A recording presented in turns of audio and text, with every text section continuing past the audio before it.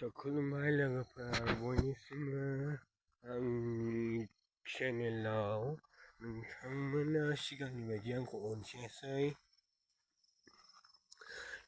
खुलुमबाय लोगोफोर बयखौबो आंनि चेनेलाव नोंथांमोना आंखौ दासिमबो अनसायाखै, मानोना आंना दाबो 149 साबस्क्राइबल' जेरैयावल' साबस्क्राइब बानायदोंमोन। नोंथांमोना बेबादिनो प्लिज अनसायबावदो आंखौ आरोबाव अननानै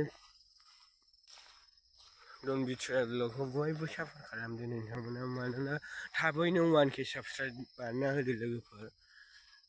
आं फेसबुकजों स्टार हरगोन मोनसे नोंथांमोना थाबनो साबस्क्राइबखौ 1K बानायना होबा लोगोफोर। ओमफ्राय नैबे जोंनि हा इन्डिया गोलाव ओइसिम आरो बे जोंनि हाया नै बिनिफ्रायनो नोंथांमोना भिडिअखौ मोजां मोनबा जोबजासिम नायलां आरो चेनेलाव गोदान होनबा साबस्क्राइब बानाय। बिनि सायाव उरि खुदों आरो लोगोफोर, खुदों माने उरि ओंखारबाय नालाय दा दैज्लां जाबाय लोगोफोर। ना मोनासियाव लाइभ बिदि ब्लग बानायनो मोजांखा लोगोफोर।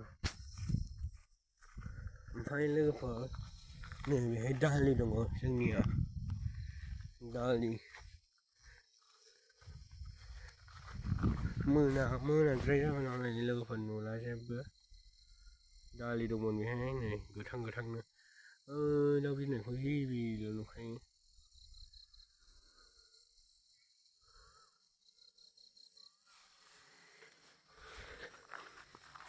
खोमसि गोथांनो। खुलुमबाय लोगोफोर, भिडिअखौ मोजां मोनबा जोबजासिम नायलां आरो चेनेलाव गोदान फैदोंबा साबस्क्राइब बानायदो प्लिज।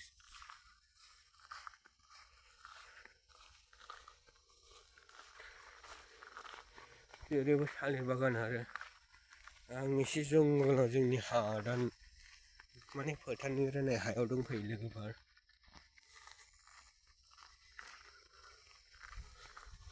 लांदां पारा गामि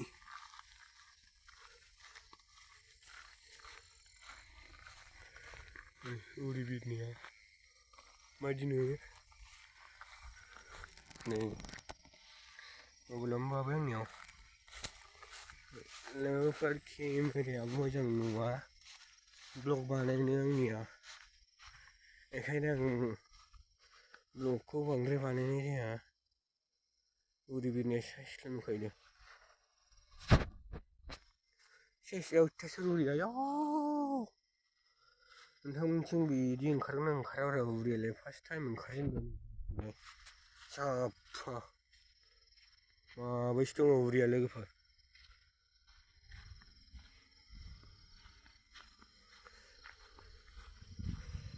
ओमफ्राय लोगोफोर बै जों गारि फैगासिनो आरो मोदाननाया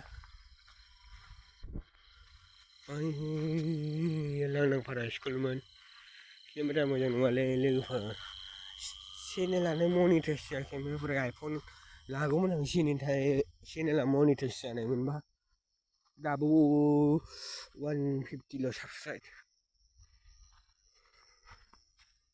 लाइट होनाखै मोजां नुवासै, माने आं मोनासै फार्स्टआवसो ब्लग बानायबायना लोगोफोर।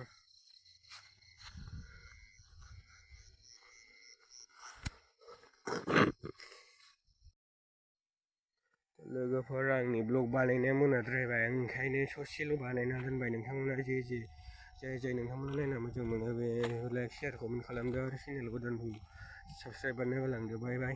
दिनैनि भिडिअ' बेनो।